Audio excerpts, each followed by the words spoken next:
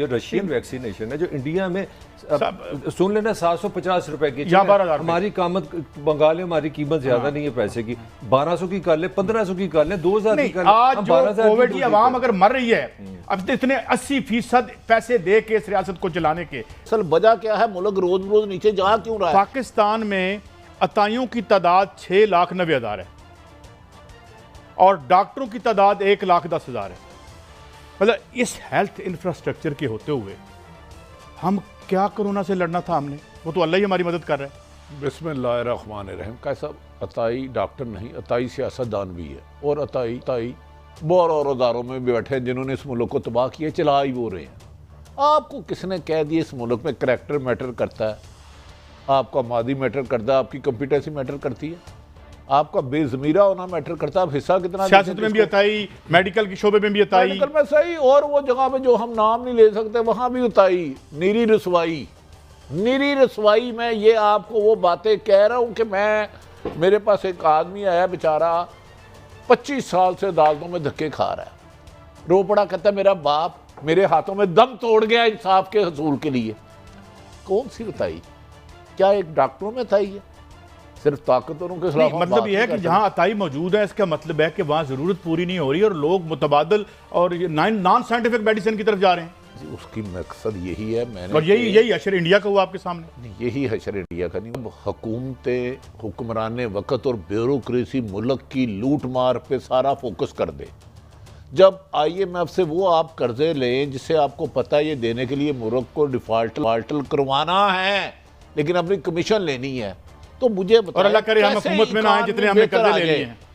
جب آپ کا 3 دفعہ کا وزیر اعظم رہنے والی کی حکومت کا اہم ترین آدمی ایک حساس ادارے کے افسر کے جا کے پاس گئے 80 ملک نو ڈبوتا جنیاں مشکل شرائط تے پیسے لینے، یہ تو ملک نہیں چل سکتا. وہ تو کانشیسلی کیا اس نے، ڈار نے.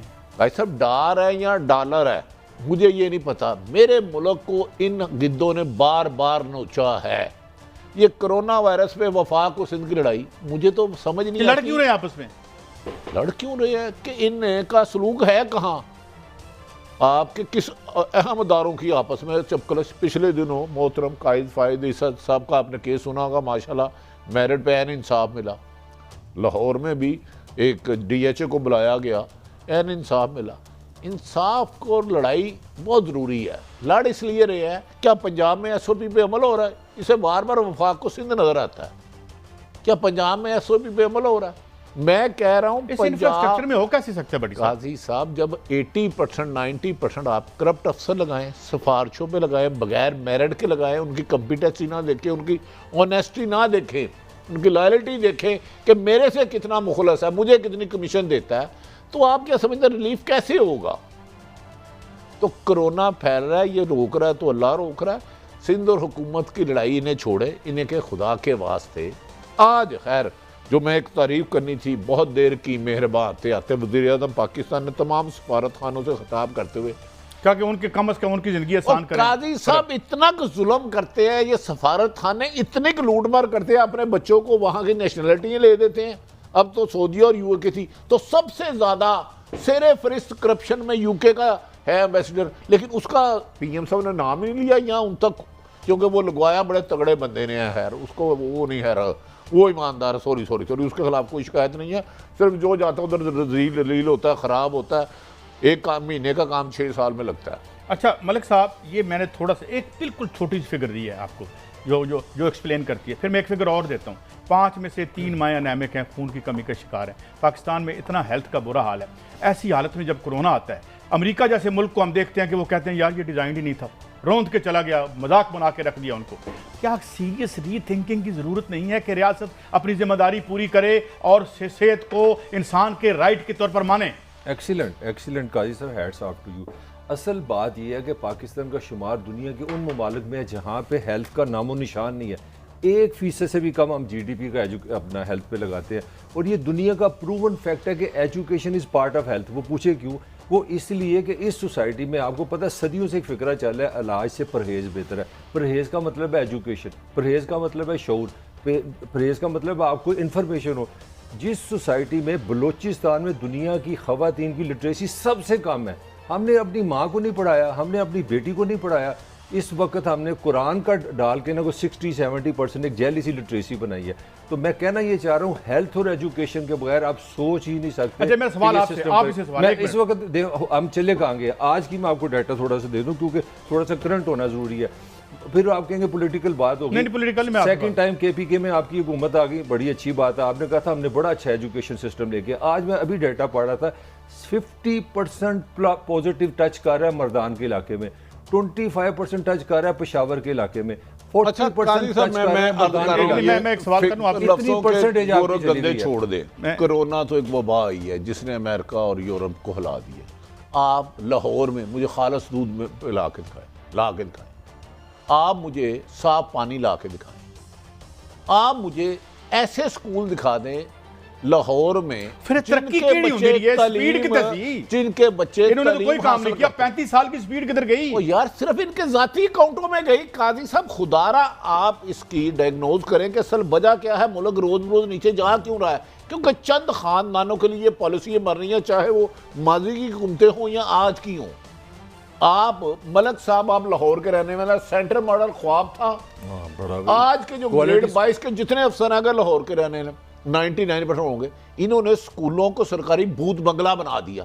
انہوں نے ہسپتالوں کو یاد رکھے ادھر جیسے جانور کم زچ ہوتے ہیں ویسے ہمارے ہسپتالوں میں ہوتے ہیں. آپ نے ادارے بنائے کون سے, آپ کی کس حکومت نے بڑی آج اس پہ آرگومنٹ کریں. ادارے ختم کیے ہیں. آپ کی میں نے گزارش کی ہے, ابھی وہ ایم جی اے کی گاڑی آئی ہے پتہ نہیں کس سیٹ کی ہے, 10 لاکھ روپیہ اور.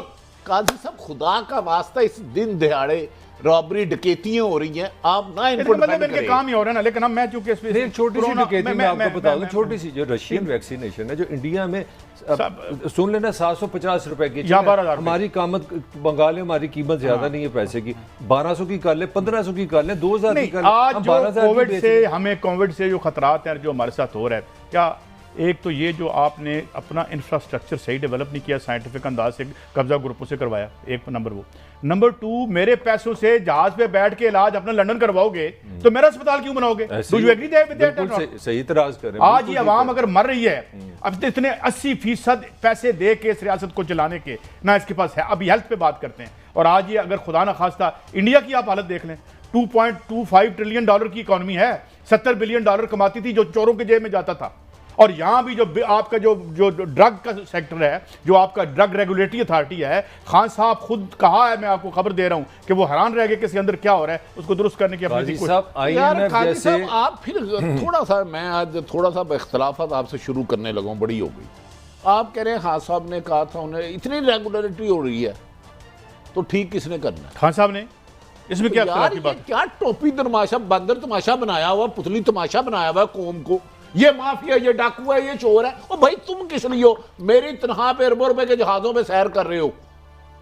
جو پرائم منسٹر ہاؤس اتنا بڑا ہے, جو اتنی بڑا سٹاف ہے, کون سا منسٹر ہے جو آپ کے پیسوں سے عالی شان زندگی نہیں گزارا؟ اس کا نام بتائے جو بھی اقتدار میں آئے, موجودہ یا ماضی کی. یہ صرف اپنے لیے بیان بازی ہے مخالفین کے لیے, عوام کے لیے انہوں نے کچھ نہیں کرنا. ہسپتال بہتر کرنے ہیں تو انہوں نے, تعلیم بہتر کرنی ہے تو انہوں نے, بلیک میلنگ ختم کرنی ہے تو انہوں نے, پرائز کنٹرول کمیٹیاں ان کے پاس ہیں, عدالتیں ان کے پاس ہیں, قانون ان کے پاس ہے. 70 ایم پی اے ساتھ لے کے ایم این اے پھرتے ہیں. تو آپ قاضی صاحب, یہ جب تک حاکم وقت جواب دہ نہ ہوا اس وقت تک یہ قوم رسوا ہوگی, رسوا